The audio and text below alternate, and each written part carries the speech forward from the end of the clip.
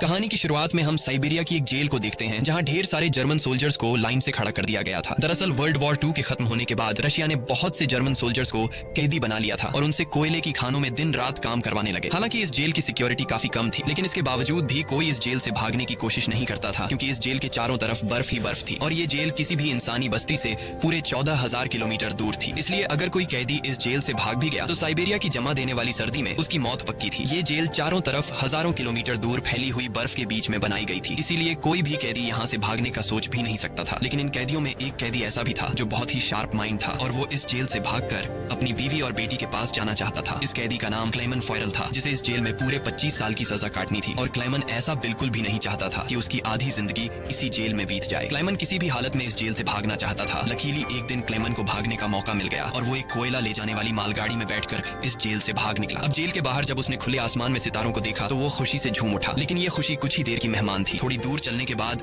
उस मालगाड़ी को रोक दिया गया और जब क्लेमन ने बाहर झांक कर देखा तो एक रशियन सोल्जर बंदूक ताने उसके सामने खड़ा था। बदकिस्मती से यहाँ क्लेमन पकड़ा गया और जेल से भागने के जुर्म में उसे एक ओपन एयर सेल में बंद कर दिया गया। सर्दी बहुत ज्यादा थी और रात में होने वाली बारिश ने क्लेमन की हालत खराब कर दी थी। उस सेल में क्लेमन को कुछ घंटों के लिए नहीं बल्कि पूरे 2 दिनों तक रखा गया। अब पूरे 2 दिन बाद अगली सुबह जेल का वार्डन उसके पास आया और उसे सेल से बाहर निकालकर उससे कुछ भी टॉर्चर नहीं किया गया। बस सिर्फ ये बोला कि तुम्हारे साथी बेसब्री से तुम्हारा इंतजार कर रहे हैं। अब जब क्लेमन अपने साथियों से मिला तो वो सब लाठियां और डंडे लेकर उसका इंतजार कर रहे थे। वो सब क्लेमन पर बहुत गुस्सा थे क्योंकि क्लेमन के भागने की वजह से उन सबको पिछले 2 दिनों से भूखा रखा गया था। और क्लेमन को अब वार्डन की बात समझ में आ गई कि उसने क्यों कहा था कि तुम्हारे साथी तुम्हारा इंतजार कर रहे हैं। अब क्लेमन को देखते ही बाकी कैदियों ने उस पर हमला कर दिया और उसे बहुत बुरी तरह से मारा। इस मारपीट में क्लेमन इतना जख्मी हो गया कि उसे जेल के हॉस्पिटल में एडमिट करना पड़ा। इस जेल का डॉक्टर भी एक जर्मन कैदी था। जैसे ही क्लेमन होश में आया उसने डॉक्टर से कहा कि मैं एक बार फिर से जेल से भागना चाहता हूँ और मुझे आपकी मदद चाहिए। डॉक्टर क्लेमन की बहादुरी देखकर हैरान रह गया कि ये इतना सब कुछ झेलने के बाद भी हार मानने को तैयार नहीं। डॉक्टर ने उसे समझाया कि इस जेल से जिंदा भाग पाना नामुमकिन है और अगर तुम यहाँ से भाग भी गए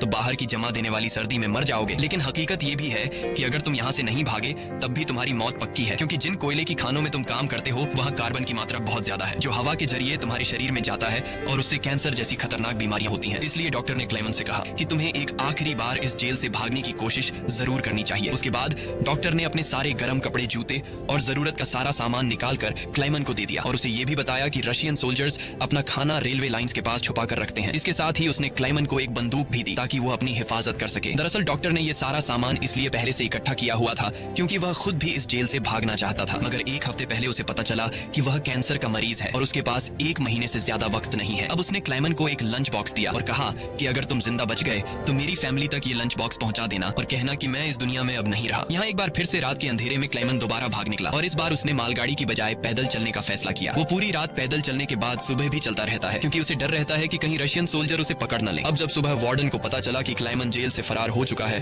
तो वो सीधा डॉक्टर से पूछताछ करने उसके कमरे में पहुंचा, लेकिन उसके पहुंचने से पहले ही डॉक्टर ने अपनी जान ले ली थी क्योंकि उसे पता था कि क्लेमन के भागने की खबर सुनने के बाद वार्डन मुझे बहुत तड़पा तड़पा कर मारेगा। इसके बाद वार्डन ने कई रशिया सिपाहियों को क्लेमन की तलाश में भेजा और उसे जिंदा पकड़कर वापस लाने का हुक्म दिया, लेकिन कई दिनों की तलाश के बाद भी उसे क्लेमन का कोई पता न चल सका। क्लेमन की खुशकिस्मती ये थी कि बर्फबारी स्टार्ट होने की वजह से उसके पैरों के निशान मिटते जा रहे थे, जिससे क्लेमन को ढूंढना मुश्किल पड़ रहा था। अब सबको लगने लगा कि क्लेमन इस सर्दी में जमकर मर चुका होगा, मगर वार्डन मानने को तैयार नहीं था क्योंकि वार्डन जानता था कि क्लेमन बहुत स्ट्रांग है और वो इतनी आसानी से हार नहीं मानेगा, इसलिए उसने तलाश जारी रखने का हुक्म दिया। वहीं दूसरी तरफ हम क्लेमन को देखते हैं जो पूरे जोश के साथ बर्फीले तूफान को पार करते हुए आगे बढ़ रहा था। जेल से भागने के 9 दिन बाद उसे अचानक कुत्तों के भौंकने की आवाज सुनाई दी और जैसे ही वो पीछे मुड़ा उसने एक स्लेज को अपनी तरफ आते देखा। उससे पहले कि वो भागता वो स्लेज उसके पास आ गई और उस पर चढ़ती हुई आगे निकल गई। तभी क्लेमन की आंख खुल गई और उसे पता चला कि वो सिर्फ सपना देख रहा था। दरअसल क्लेमन पिछले 9 दिनों से पैदल चल रहा था और अब उसका खाना भी खत्म हो चुका था। भूख और थकान की वजह से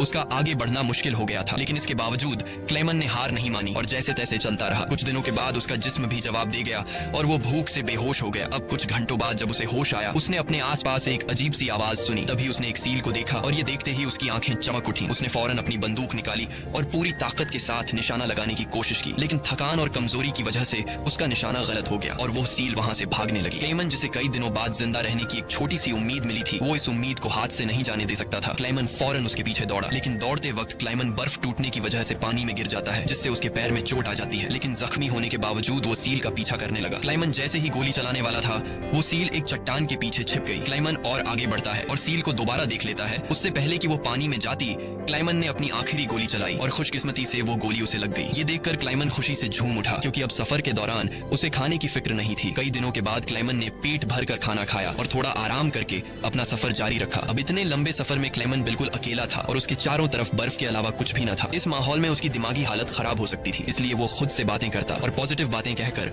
खुद को आगे बढ़ने के लिए मोटिवेट करता। इसके साथ ही वो हर वक्त कैंपस के जरिए अपने रास्ते को देखता है ताकि वो इस बर्फीली वादी में कहीं खो न जाए। इसी तरह दिन गुजरते गए और फिर महीने, लगातार 2 महीने चलने के बाद क्लाइमन को इस बर्फीले मैदान में एक छोटा सा पेड़ दिखाई दिया। इस पेड़ को देखकर क्लाइमन इतना खुश हुआ कि जैसे उसे कोई खजाना मिल गया हो और वो भागकर उस पेड़ को गले लगा लेता है। दरअसल ये पेड़ इस बात की निशानी थी कि क्लाइमन लगातार 2 महीने चलने के बाद अब ये बर्फीला मैदान क्रॉस कर चुका है और आगे जंगल शुरू होने वाला है। थोड़ा ही आगे चलने के बाद ठीक वैसा ही हुआ जैसा उसने सोचा था। अब यहाँ से जंगल शुरू होने वाला था। बर्फ का इलाका खत्म हो रहा था। वो जंगल में बहुत खुश था। वो लकड़ियां इकट्ठा करके आग जलाता है और कई महीनों बाद पहली बार सुकून से सो जाता है। पर अगला दिन उसके लिए सुकून का था या नहीं, ये कोई नहीं जानता। दूसरी तरफ हम वार्डन को देखते हैं जो अब भी क्लाइमन की तलाश में था और उसने अपनी सर्च पार्टी को हुक्म दिया कि वो 500 किलोमीटर के दायरे में क्लाइमन की तलाश करे। वहीं क्लाइमन एक जंगल से होता हुआ आगे बढ़ रहा था कि अचानक वहाँ एक बर्फीला तूफान आ गया। ये तूफान इतना तेज था कि बड़े बड़े पेड़ भी जमीन से उखड़कर गिरने लगे। क्लाइमन जैसे ही आगे बढ़ने की कोशिश करता है, एक बड़ा सा पेड़ सीधा उस पर गिर जाता है। क्लाइमन की किस्मत अच्छी थी कि शाम में 2 आदमी यहाँ से गुजरे जो सोने की तलाश में थे।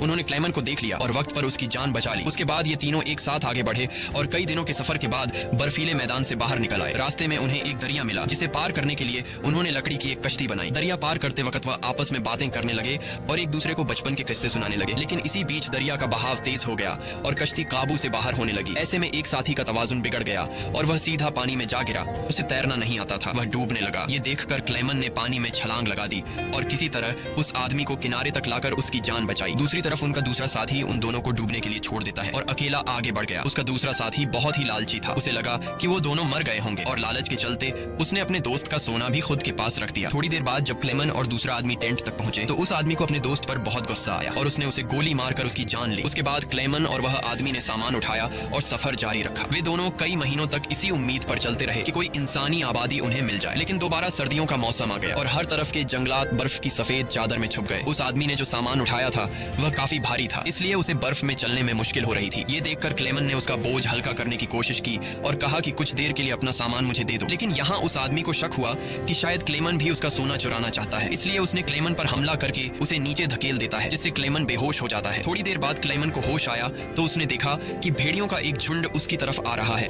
अपनी जान बचाने के लिए वो एक दरख्त पर चढ़ने लगता है, लेकिन पेड़ पर चढ़ते वक्त एक भेड़िया उसका पांव पकड़ लेता है। लेकिन दरख्त कमजोर था और दरख्त दरमियान से टूट गया, जिससे क्लेमन नीचे गिर पड़ा। अब क्लेमन को लगा कि उसकी मौत पक्की है। तभी अचानक गोली चलने की आवाज आई। क्लेमन ने आंखें खोली तो उसने देखा कि कुछ भेड़िए मर चुके हैं और जो जिंदा थे वह भाग चुके हैं। दरअसल इलाके के शिकारियों ने आकर उसकी जान बचाई। वो उसे अपने गांव ले गए, जहां गांव के लोगों ने उसका इलाज किया। बरसों की मेहनत के बाद क्लेमन एक इंसानी आबादी तक पहुंच चुका था। लोगों को देखकर उसे बेहद खुशी हुई। कई दिनों तक वो गांव में रुका और लोगों ने उसकी खूब खातिरदारी की। एक दिन गांव में एक लेटर आया जो किसी और का नहीं बल्कि खुद वार्डन का था। इसमें लिखा था कि एक जर्मन फौजी हमारी जेल से फरार हो चुका है और अगर किसी ने उसे पनाह दी तो वह गद्दार कहलाएगा। अब ना चाहते हुए भी क्लेमन को यह गांव छोड़ना पड़ा, क्योंकि अगर वो यहाँ से नहीं जाता तो वार्डन इस गांव वालों को भी सजा देते। जाने से पहले गांव के लोगों ने उसे खाने पीने का सामान और एक शिकारी कुत्ता दे देते हैं। इस लंबे सफर में अब क्लेमन का एक साथी भी बन गया है, इसलिए अब उसे अकेलापन महसूस नहीं हो रहा था। वे दोनों कई दिनों तक चलते रहे। रास्ते में उन्हें एक लकड़ी की फैक्ट्री नजर आई और कुत्ता खाने की तलाश में उसकी तरफ दौड़ा। अब क्लेमन अपने कुत्ते को बचाने के लिए मिल के अंदर गया। वहाँ वर्करों ने क्लेमन को पहचान लिया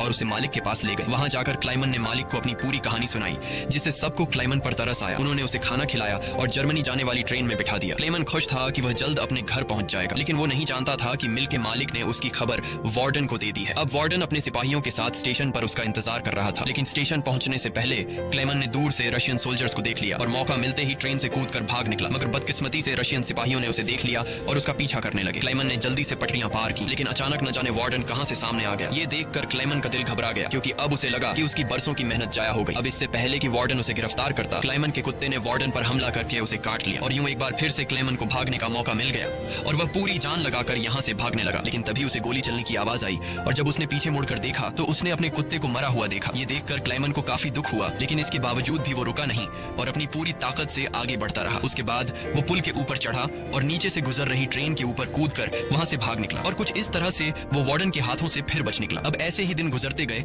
और क्लेमन आहिस्ता आहिस्ता इस सफर में आगे बढ़ता रहा। देखते ही देखते साल 1952 आ गया और अब क्लेमन को जेल से भागे हुए पूरे 7 साल हो चुके थे। वो उस वक्त सेंट्रल एशिया में था और एक गांव के मेले में इधर उधर भटक रहा था। उस मेले में उसने खाने पीने की अलग अलग चीजें देखी। खाने को तो उसका मन कर रहा था, लेकिन उसके पास पैसे नहीं थे, इसलिए वो दिल पर पत्थर रखकर आगे बढ़ गया। तभी उसकी नजर दो लड़कियों पर पड़ी जो मेले में पैनकेक्स बेच रही थी। क्लाइमन ये पैनकेक तो खाना चाहता था, लेकिन उस बेचारे की जेब में एक पाई तक नहीं थी, इसलिए वो मायूस होकर आगे चलने लगा। पर तभी उनमें से एक लड़की को उस पर तरस आ गया और उसने पैनकेक का एक हिस्सा तोड़कर क्लाइमन को दे दिया। पहले तो क्लाइमन को थोड़ा अजीब लगा, फिर उसने लड़कियों का शुक्रिया अदा करते हुए वो पैनकेक खा लिया। अब इस मेले में एक ज्यूइश आदमी भी था जिसने ये सब कुछ देख लिया था। उसके बाद क्लाइमन एक चर्च में गया और ये आदमी भी उसका पीछा करते हुए चर्च में आ पहुंचा। दरअसल ये आदमी भी किसी जमाने में एक कैदी हुआ करता था, इसलिए उसने क्लाइमन को पुलिस के हवाले नहीं किया और उसकी मदद करने की कोशिश की। उसके बाद वो क्लाइमन को लेकर अपने घर गया, जहाँ क्लाइमन ने कई साल बाद शेव की और अपने पुराने हुलिये में वापस आया। फिर उस आदमी ने क्लाइमन को एक नया पासपोर्ट दिया ताकि वो रशिया के बॉर्डर को क्रॉस करके जर्मनी पहुंच सके। क्लाइमन उस आदमी से बहुत खुश हुआ। जाने से पहले क्लाइमन ने उसका शुक्रिया अदा किया और रशिया और जर्मनी की बॉर्डर की तरफ निकल पड़ा। कुछ हफ्ते बाद क्लाइमन रशिया के बॉर्डर तक पहुंच गया और वहां मौजूद रशियन सिपाही को अपना पासपोर्ट दिखाया। यहाँ क्लाइमन को यह डर था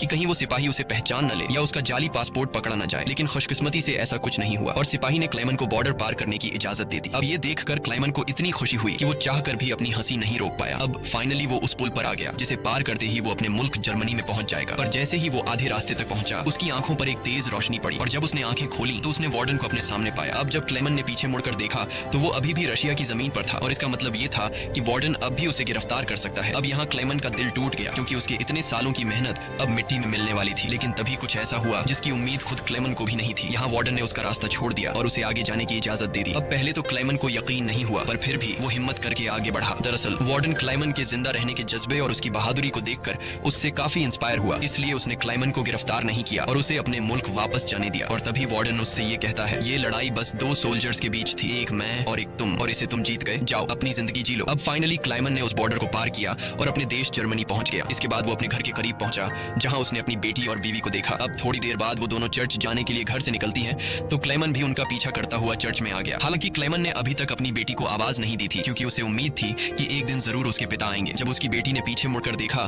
तो उसने अपने पिता को पहचान लिया और दौड़कर अपने पिता को गले से लगा लिया। अब इतने सालों बाद क्लेमन को जिंदा देखकर उसकी वाइफ की खुशी का तो कोई ठिकाना नहीं था। फाइनली उन तीनों ने एक दूसरे को गले लगाया और इसी के साथ सच्ची कहानी पर बनाई गई ये फिल्म यहाँ पर खत्म हो गई। उम्मीद है आपको आज की कहानी पसंद आई हो। अगर आपको ये वीडियो अच्छी लगी हो तो इसे लाइक कर देना और चैनल को सब्सक्राइब कर